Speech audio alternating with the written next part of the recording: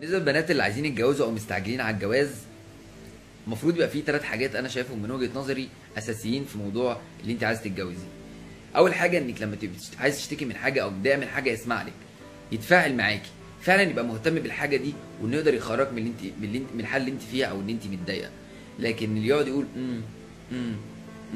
خلاص معلش يا حبيبتي، خلاص معلش يا حبيبتي، ده تضربيه بالنار عشان ما يلبسش في حد تاني وتبقي في نفس الوقت خدت الثواب. تاني حاجه، موضوع لما تكوني متعصبه يقدر يمتص غضبك ويقدر بكلام قليل وبكلام هادي يقدر يخليكي تهدي. يعني مثلا موضوع لما تكون متعصبه تقول لها اهدي يا حبيبتي، اهدي يا حبيبتي، دي بتخلي معظم البنات تهدى.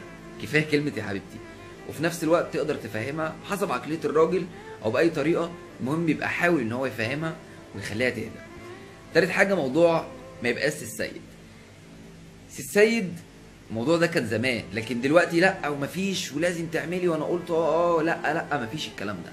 تناقش معاها، اعرف هي عايزه الحاجه دي ليه، واقنعها انت مش عايز الحاجه دي ليه. لما تقتنع ولما تتكلم بهدوء هتبقى الحاجه دي هي راضيه ان هي ما تعملهاش.